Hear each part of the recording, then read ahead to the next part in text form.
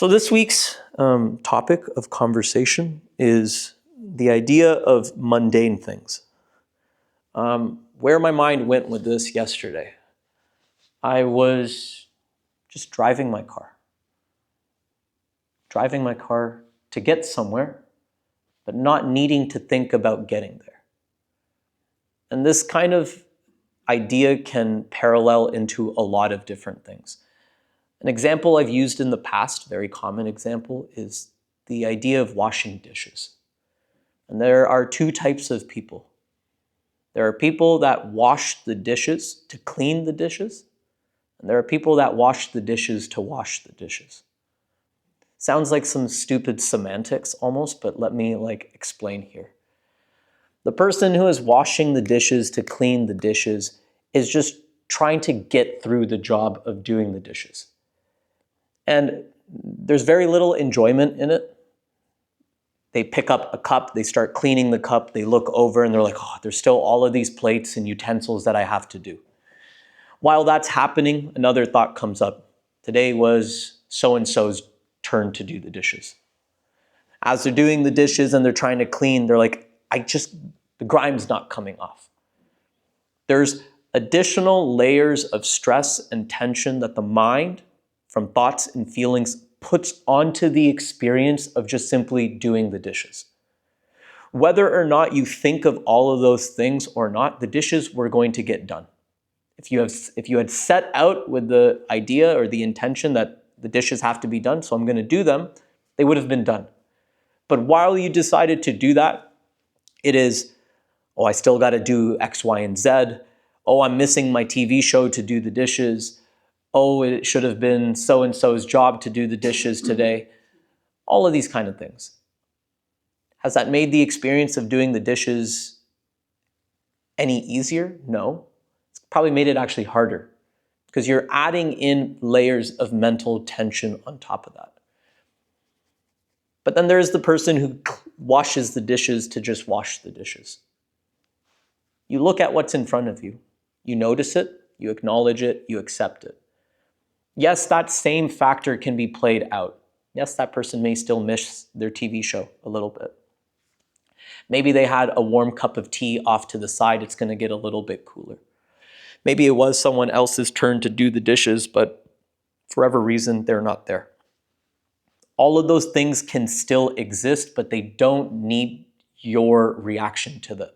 They don't need you to then have to react in a way that stresses you out more than just the simple fact that you're just doing dishes. It's not life or death. But the mind, when it approaches these kind of tasks, and oftentimes it's like the tasks that we do almost on a daily basis, we then create an opportunity to either be mindful to the experience or mechanical with the experience. In the sense that if I treat the experience mechanically, I can zone out. I can plan the rest of my day. I'm not really there. My mind is checked out while I'm thinking about all the things that's happening in the head, all the narratives of so-and-so should have done the dishes, they're not here, they never do the dishes, it's always me that has to do the dishes. All this. Or, just starting to plan into tomorrow. Okay, so you're doing the dishes physically, but okay, tomorrow morning I gotta wake up at this time. I have an appointment at 9 a.m. Oh, I'm supposed to meet so-and-so for lunch at noon. Oh, but then I gotta get groceries. What's on the grocery list? Oh, then I gotta pick up so-and-so from school. Do we see how one thought can lead to 10? Now, the mechanical experience comes from a place of being comfortable with the experience, no doubt. You've done the experience so many times that you know what to expect. After dinner, dishes are dirty. You know how to wash the dishes. We're not trying to argue that. But because you know what to do, you're mentally checked out. The mindful experience is to treat it as if you're doing it for the very first time. That you come to a place in which you can approach the experience with a set of new eyes. That when you're washing the dishes, you're actually engaged with the warm water running from the sink. The feeling of your hand, whether it's against the scrub or against the plate, but to feel the texture of grime being washed off. To feel or smell the bubbling of soap kind of deal. All of these different things that are sensational to the experience, but things that we end up tuning ourselves out of completely due to the mundaneness of the experience. Does that make sense? So where this resonated with me was yesterday I went for my drive. I had to drive to a yoga class that I was teaching last night. And depending on the class that I'm teaching, the slower the class, the more I have to ground down myself. Sometimes like high energy classes, I can just come in as a bit of a mess and just ride into the wave of the practice. But if that same high energy is being brought into like a low energy class, it takes a little bit of adjusting to meet in middle. And the simplest way that I find is to turn driving into a mindful experience by removing the very simple filters that a lot of us have, music being the common one. And I'm not disparaging against listening to music while you're driving. It's a great pastime kind of deal. But just in the sense, yesterday evening when I was driving, I had all my windows down. The sun was really nice and bright. The breeze was cool, but the sun was warm, similar to like today. And the roads were quiet. So I intentionally, whenever I want to do things a bit more mindfully, I do them slower. So at the speed limit or slightly lower. And it does typically humor me because like you'll have like the people that you can see want to drive faster. And so if they can, they'll go around, okay, whatever. But I know I've done the drive hundreds of times. From my house to the studio where I have to go, anywhere between 13 to 15 minutes. I know the path to take. I wasn't going to try to take a new route. It's a simple path. It's like 4 turns. Turn left here, turn right there, turn left here, turn right there, whatever it is. But in knowing all of these things, I can feel a little bit more relaxed. I know I'm not rushing to get there. I'm not tight on time. I have my time. But we often create a sense of agitation. And I did this earlier in the week. I have a hybrid, so I can get away with, waiting till my gas is really low. But it's one thing to see like the bars ticking down on your car from like 10 lines to 8 to 7 to 3. It's another to start seeing like how many kilometers your car thinks it has till it's empty. 80 kilometers left, 70, 60, and then that little yellow light turns on. All of these things create unnecessary agitation into an experience. It creates a sense of restlessness, irritability, all those anxious thoughts of, will I get to where I'm going without my car just completely stopping?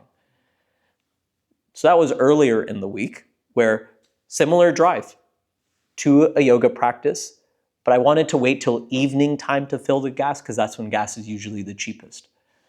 But I had that window of time to still wait because I drove by a gas station, gas was still high. So I go, I'll wait till after practice, after I finish teaching. But then you see the light turn on. Then you see the numbers get smaller and smaller and smaller. And this mundane experience of just driving my car becomes a really anxious experience of, will I have to call CAA? Will I have to run to a gas station to fill up? Will I get stopped in the middle of the road and not be able to get to class because now I have to do all of these things? Everything was fine. Nothing happened. But we add layers of agitation into mundane experiences to make them more anxiety-inducing than they have to be. So the mindful approach to things.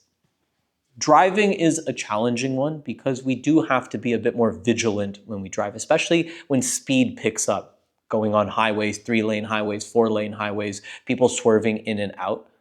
A little bit easier to do when the suggested speed limit is 40, 50 on smaller roads. That is one of my absolute favorite mindful activities. Turn the music completely off, open the windows a little bit so you can feel the connection to the outside world. To occasionally look at your mirror when you need to, but otherwise, there's nothing else to really look at. You don't need to look at what is happening on the radio. It's off. You can constantly look at your speed, but if you're driving mindfully, then you're in the speed limit. And in that sense, you're just driving joyfully. You've added in an experience of joy to a mundane experience. And for many people, driving, because we're always in a rush, it is to get from point A to point B as fast as you can. And that's great. Cars serve that purpose. And even when you see people that are swerving and speeding, at the end of it all, they maybe save like 1 minute. Maybe no more than 5. But look at how much tension they're adding, not just to themselves, but to everyone around them. How a person drives is a direct reflection of how they are when they aren't driving. That's what I believe. So if you are someone that is a very aggressive driver for no reason, person swerving in and out, speeding, slamming on brakes, there's something going up here, not just down here. And my dad always says, if you have somewhere to go, leave 5 minutes earlier than you wanted to. Leave 10 minutes earlier. Give yourself the possibility of adapting to life circumstances. So if traffic does get in the way, you're not burdened by it. You have that leeway to work with. For some of us, we procrastinate, me included, until doing the thing till like the very last moment. But when we do that, then when things start to show up unexpectedly, it creates so much more friction. As opposed to having that little bit of buffer to approach things with a bit of space and time. Dishes, driving, walking. Once again, mundane experience to walk. But it is a very mechanical experience if you, for instance, walk down the street of downtown Toronto at 8 a.m., where everybody has somewhere to go and they have to get there as soon as possible. People coming off the GO train, people getting out of Union Station, getting out of their cabs, biking, driving, honking, whatever it is. Everybody has somewhere to go. Everybody has somewhere to be. But nobody is interested in being where they are. And that is the hope of a mindfulness practice, is that you're not denying the fact that you got to get to point B. But you have to accept that you're going to get there regardless of if you go fast or slow, if there are 18 cars in front of you or nobody in front of you. And the choice ultimately becomes yours. Understanding that you have to get somewhere, can you still appreciate where you are in this moment? It's like the whole stop to smell the roses kind of argument. Can you just be grateful for the moment as it is, of whatever that is happening? The simplest things that we can always be grateful for, our body. That your body is willing to, if you're going for a walk in the early morning, that your body is able to move for you that morning. That if it is more based around your mind, that yes, you may have stresses and responsibilities, but in this present moment, everything is somewhat all right. Maybe not perfect. Perfection is a hard thing to achieve, but all right. That doesn't deny everything else, but it also allows you to appreciate what you have in this moment. Gratitude is a very strong tool when it comes to a mindfulness practice. Whether you're dishes or dishwashing, driving a car, walking, eating, another mundane experience. And these are things that I've spoken to in the past, so some of us have heard these things. We don't just eat to eat, we distract ourselves as we eat. Once again, I am a part of that group. I'm not saying that I go sit in a closet to eat quietly by myself. I enjoy the things that I do. I'm not denying the fact that the TV is on, my Wheel of Fortune is on. All of these things may be on while I'm eating. But every once in a while, can you stop to appreciate what is happening? The gratitude approach when it comes to mindful eating is to understand that the food that you have in front of you, especially if it's made at home, most likely or not comes from a host of ingredients that may not even be native to our land. Think of like a banana at the very basic part of it. Bananas don't grow in Canada. Oranges don't grow in Canada. Some of these fruits that we may be so accustomed to having without second thought, they come from a place that we don't know. We have no direct connection to it. No direct connection to the farmer or the industrial farming complex in that sense, I don't know. But no direct connection to the place in which it comes from, but here it is in our hand. That is something to be grateful for. Through a series of routes, from boat to car to truck to grocery store into your hand. Or in the sense if someone has made food for you, that they've gone through some effort. And yes, the food is there and it's meant to be consumed, but just having that additional layer of gratitude. That's why home-cooked meals are said to taste better. It's because there is that, intangible element of having time being put into it.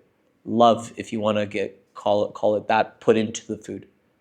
And it has a taste to it. It tastes a little bit better. Home-cooked meals resonate with people for that particular reason. But it's just, we often have TVs in front of us, phones in front of us. We don't even see what we eat.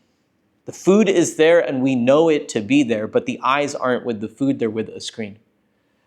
The sound of chewing your food isn't there because the sound of the TV is louder. All of these different filters that we throw on. And it's not to say that we can't do it. It's just understanding that they say it's no free lunch. There's no free lunch, right? There's a cost to every little action that we have. And I'm not telling us to be monks, devoid of all of these worldly pleasures that we have. It's just understanding that this is what's happened over time, and there is every possibility that we can bring moments of mindfulness back into our lives. I think one of the things that I stressed about last week, is that when it comes to something like mindfulness or meditation, it's not that we need more time. We just need to be aware of how powerful a moment can be. And if we can value the benefits that can be provided from a moment of mindfulness, it can allow us to create more moments of mindfulness throughout the day. Brushing your teeth. To just be present with the feeling of a toothbrush moving against your teeth. Not just getting the job done because we know it's something that we need to do, but in the simple fact of standing still in front of the mirror, if that's where you do it, or just standing in front of the sink, however it is, being just present with getting all of your teeth. There's probably a tooth that you just miss each and every time when you brush your teeth, just because you're just not mindful enough, right? You think you get them all, but I sometimes forget that inner side of the back tooth or whatever it may be. Being fully aware of which tooth you're around, which area of the tooth you're brushing, and just what the experience of that feels like. Hi. Bye. Okay. No, people tour around all the time. So that's a list of what? Five possible mundane activities that we do on a daily basis. Brushing teeth, washing dishes, driving, eating, walking. And when we can turn something mundane and mechanical into something magical and mindful, it turns into an experience. And an experience in this sense is something that engages us. More than just physically engaging in the sense that I need to move my body in order to drive the car, in order to walk, in order to brush my teeth, in order to eat. It's more than just that physical layer of engagement. That is surface level engagement. But it is the mind choosing. It's a choice that we have to intentionally make. It's the mind choosing to be invested in what is happening in this present moment. And a lot of times we don't give ourselves the permission to do that. When we sit to meditate, the hope is that breathing can feel good. That this isn't something, and we have to also take into context for gratitude's sake, that there are people that struggle to breathe easily. Whether they're hooked up to ventilators, machines, whether they have lung issues or whatever respiratory issues they may have. For them, the simple act of taking a breath is a struggle. It creates pain, creates misery, creates absolute suffering. But we are on the other end of things, hopefully, where taking a breath comes with relative ease. And if that is the case, can we give ourselves permission to enjoy the simple act of taking a breath? That's what it boils down to. The reason why we use our breath for our meditation and mindfulness practices is the simple thing that it is always with us. It is always fluctuating. It is always changing. Your breath is a living, breathing, dynamic thing on its own. And it is directly connected with the environment around us. When we feel sad, when we feel happy, when we are in a hurry, when we are slowing down, the breath changes accordingly. Good days and bad days are reflected with our breath just as much as good weather, bad weather is impacting us. But when we sit, we are giving ourselves permission to enjoy the act of taking a breath. And there's no guarantee that you're going to be able to enjoy taking a breath for the whole time that you're breathing there. There is a possibility that you can. Some days easier, some days harder. And we have to understand that this path of mindfulness and meditation, it has ups and downs.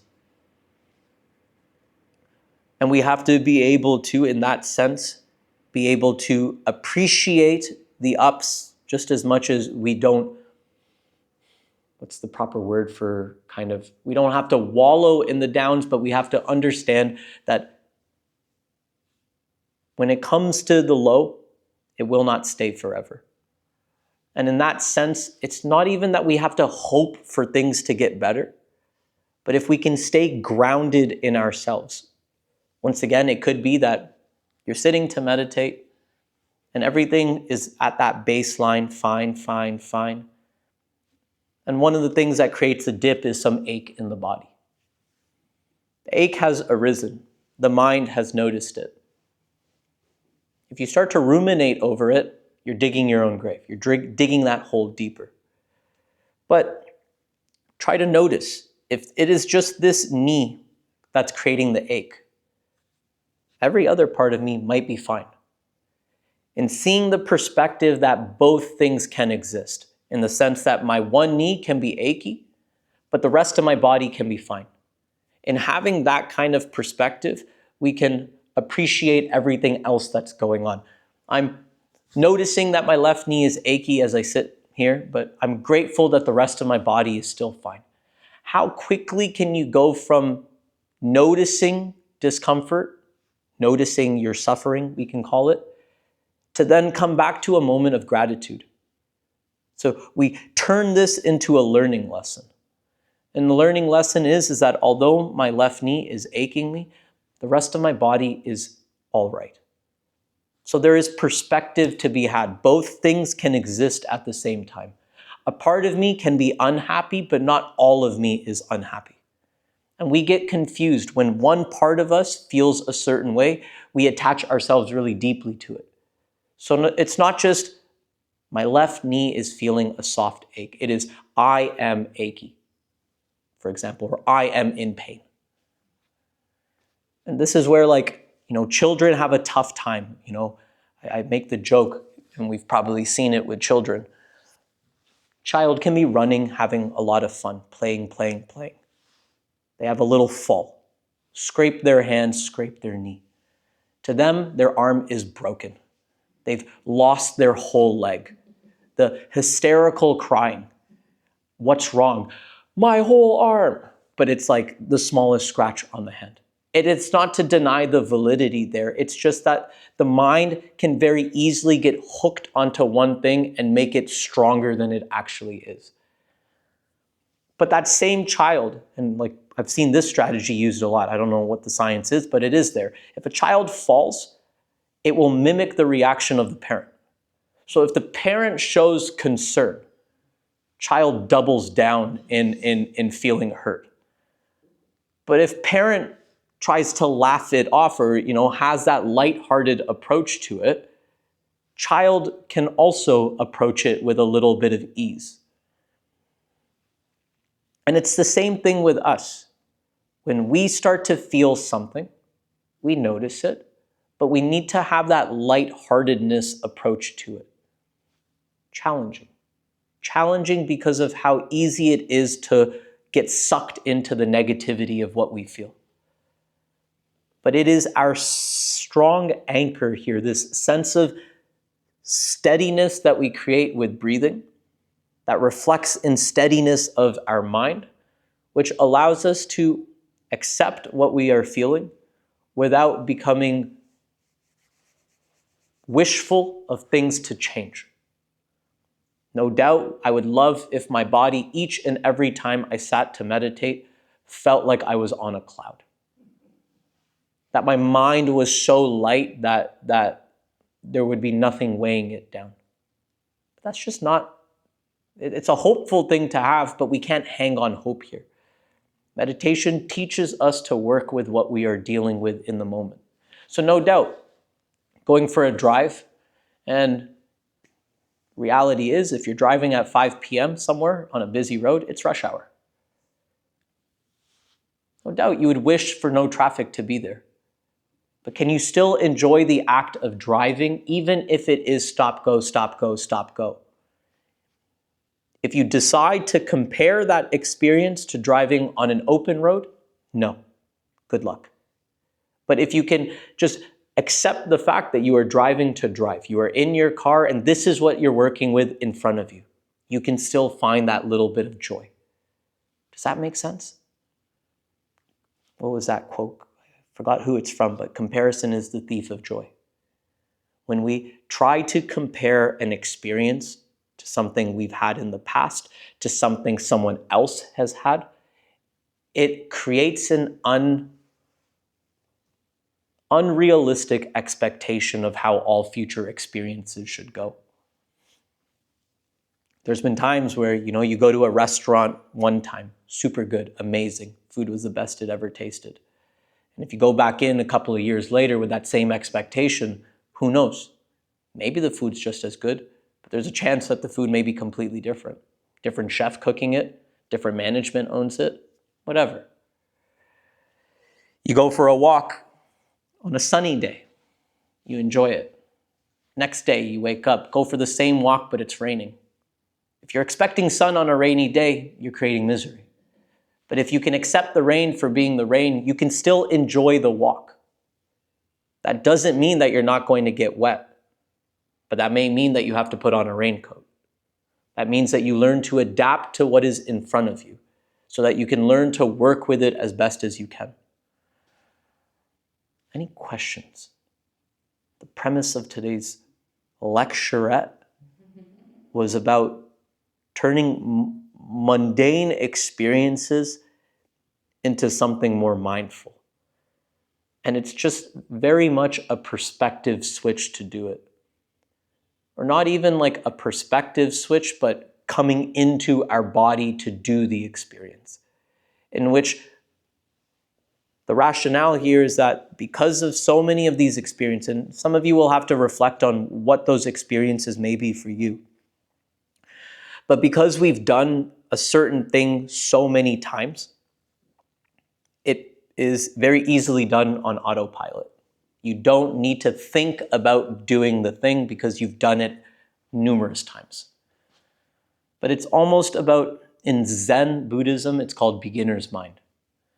And the idea is that when we approach an experience, doesn't matter how many times we've done it, we approach it with a sense of curiosity of a beginner, of like the curiosity of a 5-year-old child that will just continue to ask these nonsense questions to just get to the bottom of why we are doing the thing we're doing. But it's that kind of lively curiosity that makes the experience very engaging. And in that sense, you may even find that the next time you do one of these mundane experiences, that there is a slightly different way to do it. And in doing things a different way, you're able to find a bit more appreciation or joy for the experience of having done it.